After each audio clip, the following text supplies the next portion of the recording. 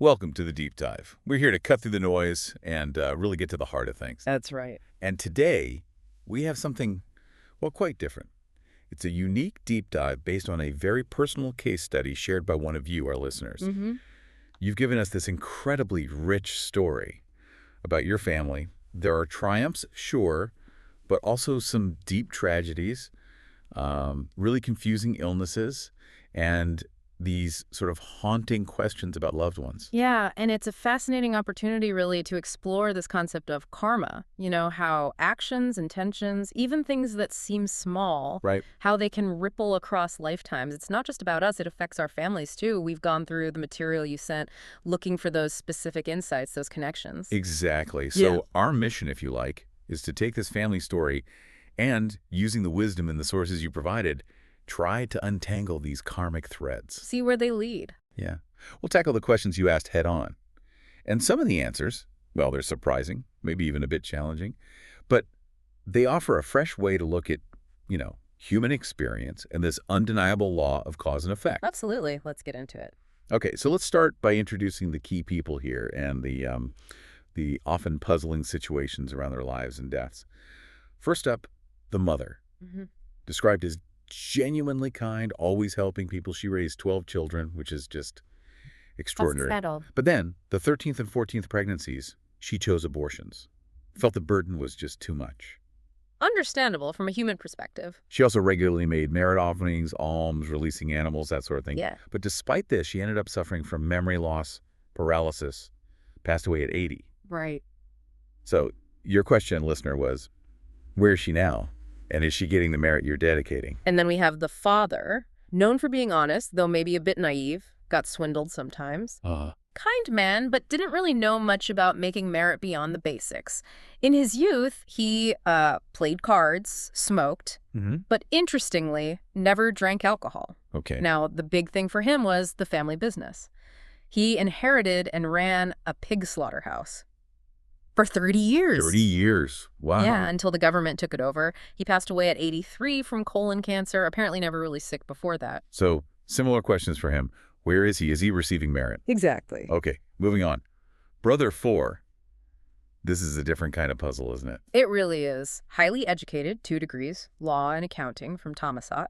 Worked for the UN Secretary's office. Obsessive. Seen as a good person, talented, didn't drink or smoke. But died really young, 37. Lung cancer. And the circumstances before his death sound just awful. Horrific. He was constantly crying out, saying people were attacking him with axes, whips, ropes, hooks. Just terrible visions. Goodness. And then after he died. Appeared in his mother's dreams, still suffering, still being attacked. Oh. So the mother, she sought help from a monk.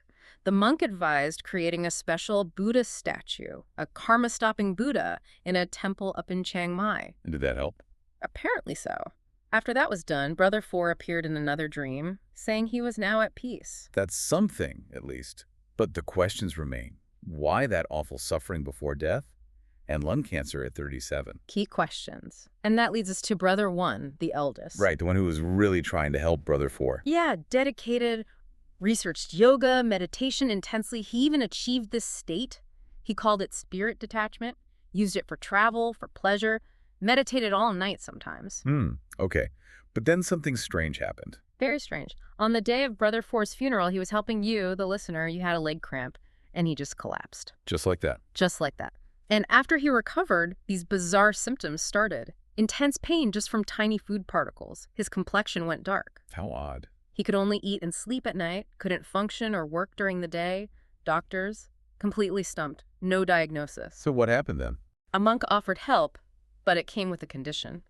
Brother 1 had to ordain, become a monk himself, and follow this specific monk for life. And he refused. He refused, and his suffering just got worse, led to multiple attempts at self-harm, hanging, cutting his wrists. Oh, no. But he always survived those attempts, until the last one.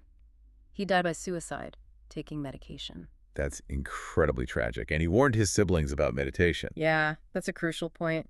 Before he passed, he warned them, never practice meditation, it's dangerous. So the listener is asking, what karma caused those bizarre symptoms? Was it actually the meditation?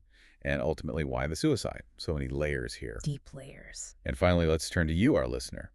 Your own experiences tie into this. You've been easily startled since you were a child, right? Loud noises, cars, voices, even just a drawer closing. And it's gotten worse over time, to the point where your family actually signals before they approach you. Wow, that's significant. Yeah. And this phobia, it really gets in the way of your meditation. Causes distress. You even scream sometimes when startled during practice. Understandable. You've tried treatments, brain shock therapy, medication. They helped a bit, but didn't fully cure it. So you're asking, what's the karma behind this extreme startle response, the meditation issues, and can it be fixed? Right. And there's one more piece from your story. Yes. At 22, you drove a friend to get an abortion and picked her up afterwards. You said you didn't really grasp the implications back then, and you're wondering, could that be why you haven't had children, even though you've been married for years? Okay. That's quite a detailed picture you've painted for us. A lot to unpack. Absolutely. So let's start connecting these threads. Let's look at the insights provided in the source material. Where do we begin with the father? Okay, the father's fate. It's quite stark. Before he died, he experienced something called karma nimit. Karma nimit. That's the deathbed vision. Exactly. It's where your past actions come rushing back, vividly. For him, he saw countless pigs, the ones he'd slaughtered over those 30 years in the business. They were surrounding him. Oh, wow. That must have been terrifying. Terrifying, yes. And this vision, it made his consciousness dark and dim right at the moment of death. This led directly to his rebirth in Sanjeeva Naraka. Sanjeeva Naraka. That's described as one of the great hells, right? Oh. Intense suffering. Very intense. It's a realm where suffering is continuous, physical almost, until that specific karma is exhausted. So what's happening to him there? What form does he take? And crucially for the listener, can he be helped? Right now, his form reflects his actions. He's described as half human, half pig. Half human, half pig? Yes, a human body, but with a pig's head and pig hooves instead of hands and feet. Goodness. And he's being repeatedly dismembered by the Hell Guardians, the Narayabal. His severed heads are apparently piled up like a mountain. It's incredibly graphic. And the merit. He's suffering so intensely right now. The insight is that he cannot yet receive the merit being sent. His negative karma is just too overwhelming, too active. So there's no point in sending it? No, definitely keep sending it, even though he can't receive it yet. Consistently dedicating all merits to him builds up, kind of like storing it up for him. Eventually, as the worst of his karma burns off, there will be an opening. Oh, I see. And that accumulated merit will then allow him to gradually improve his state. So keep dedicating. Okay, that's important. The key takeaway here is just how heavy the karma can be, even from an inherited business, especially one involving killing. And how specific the suffering is, it directly mirrors his life's work. A very sobering insight. Okay, what about the mother? Her journey after death? Her consciousness was unclear for about 7 days after passing, which isn't unusual. Yeah. Then she was taken to Yamaloka. Yamaloka, the realm of Yama, like a judgment place. Sort of, yeah. Where deeds are weighed, her suffering stems from two main things: her indirect involvement in the slaughterhouse. Right, even though she didn't run it herself. Exactly. Indirect involvement still carries weight. And significantly, the abortions she had. So what's her experience there? She's suffering, being whipped with iron rods, dismembered with knives. Dismembered too, Yeah. like the father. Yes, but there's a difference. Her pre-death vision, her karma nimit, wasn't as distinct or overwhelming as the father's. So while she experiences that pain, she still maintains a human form. Unlike the father's half-pig form. Correct. And here's some positive news. The insight is that she is currently receiving the merit you, the listener, are sending. Oh, good. It has helped alleviate some of her suffering, but she's not free yet. The karmic consequences are still playing out. So again, consistent merit dedication is really crucial for her continued improvement. Okay, so involvement matters, even indirectly, and abortion carries its own clear karmic weight. Precisely. Right. Now, brother one, this is where you said it gets really interesting. Yes. Because the immediate thought, the listener's thought, maybe our thought too, is that his intense meditation somehow caused his breakdown and suicide. It seems logical, given his warning. It seems logical, but the insight here flips that completely. It's not the meditation. The cause goes much, much deeper into a past life. A past life. What happened? In a previous existence, he was a yogic practitioner, but he learned something called ethen. Ethenved. What's that? It's described as an ancient discipline. It has power, beneficial aspects, but also, well, harmful, destructive, almost black magic-like applications. Wow. And unfortunately, he used the harmful side, used it to cause suffering, even death, to other people. Oh, wow. That old, heavy karma followed him into this life. It created this immense underlying pressure, which is what actually manifested as the mental instability, the bizarre symptoms, and ultimately the suicide. So the meditation wasn't the cause. It was maybe just happening while this deeper karma ripened. Exactly. The meditation itself wasn't the poison. The poison was already there from that past life. The accumulated karmic weight just finally broke through. So where is he now? What's his state? His current state is described as a wandering spirit, and the description is quite specific. Worse than a ghost, but better than a hungry ghost. Almost like a type of demon, maybe. That sounds bleak. It is. He's described as being emaciated, dark, foaming at the mouth, like someone with a severe erratic disease, but this is in his subtle, non-physical body. It's a reflection of that deep karmic imbalance. A spiritual disease, you called it. Can merit help someone in that state? Yes, but it's slow going. He is receiving the merit being dedicated, but the improvement is described as minimal, agonizingly slow, like maybe 1% better. His features, eyes, nose, mouth are only gradually, slightly moving back into place. Just 1%? That's tough. Is there anything specific the listener can do? Yes. The instruction is clear. To really help Brother One effectively, you, the listener, should make specific merit dedications directly to him, especially on the 15th day of the waxing moon. Okay, targeted effort on that specific day. Yes. This really highlights something crucial about karma. What we see in this life, the mental illness, the suicide, it can just be the surface ripple. The real cause might be hidden deep in the past. So don't just assume the obvious connection. Exactly. We have to look beyond the immediate. The real healing often involves uncovering those hidden roots. It's a profound lesson in not judging by appearances. Absolutely. Okay, let's shift to Brother 4. The educated one who died young from lung cancer, with those terrifying pre-death visions. Right. Well, his current state is actually quite positive, relatively speaking. He became a Bhuma Devata. A Bhuma Devata. Yeah. An earth deity. Yes, an earthbound deity. This was due to the merit his mother offered, especially after creating that karma-stopping Buddha statue. So the statue really worked for him. But what about the cause of his early death and suffering? That goes back to a past life, too. A dark one. He lived in an agricultural society. And he murdered his own sister, her husband, and their son. Murdered his family. Why? Greed. To inherit all their family wealth, he used some kind of sleep-inducing drug to suffocate the sister first, then killed the husband and son to make sure there was no comeback, no revenge. That's brutal. Extremely. And that act, murder driven by greed, was the direct cause of his dying young at 37 from lung cancer in this life. And the pre-death suffering.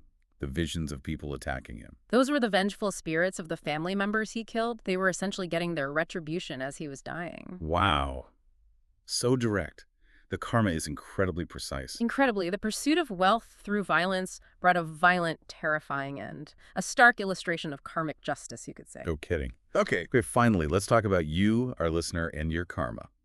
First, this extreme startle response, the phobia that disrupts your meditation. Where does that come from? This one. Well, the root is surprisingly direct, almost mundane in a way compared to the others.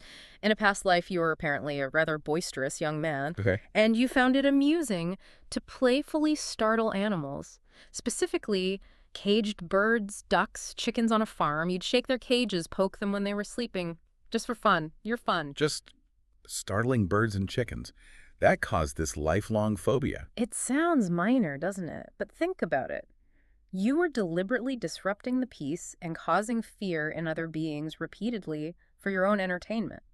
Yeah, when you put it like that. It shows how even seemingly harmless fun, if it's at the expense of another's well-being, can leave a karmic imprint. It manifests later as anxiety, phobias, in this case, an extreme sensitivity to being startled yourself. It really is as you sow, so shall you reap, even with small things. So is this karma heavy? Can it be fixed? Compared to murder or running a slaughterhouse, no, this karma is considered not heavy, and yes, it absolutely can be resolved. The advice is simple.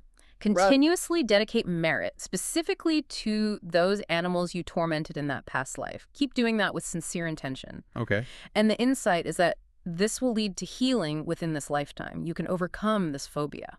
That's really hopeful. Okay, what about the other issue The inability to have children and the connection to driving your friend for an abortion. Right. This one is a combination, according to the insights. Two key actions are involved. Two. Yes. One from a past life and one from this life acting as a reinforcement. Okay, what's the past life action? In a previous life, you yourself were a mother, and Yeah. you ordered your own pregnant daughter to have an abortion. Oh, well, okay, that's the primary cause then. That's identified as the primary karmic cause, yes.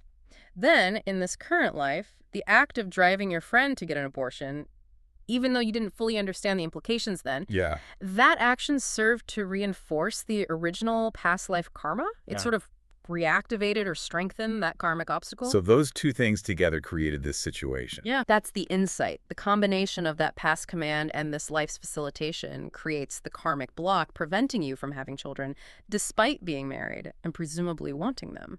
That's quite specific. It really shows how past and present actions can weave together. It really does. And as we look at all these stories together, the father, the mother, the brothers, yourself, what stands out is how they illustrate these universal karmic principles. Yeah, you see such direct impacts. The slaughterhouse owner reborn half pig, the murderer haunted by his victims, the person who startled animals becoming easily startled. It's incredibly precise. It is. It highlights the intricate, sometimes very literal way that's cause and effect operates. Nothing is random. It's such a powerful reminder, isn't it? Mm-hmm. Every action, every single intention, even choices we might just brush off as small, Mm-hmm.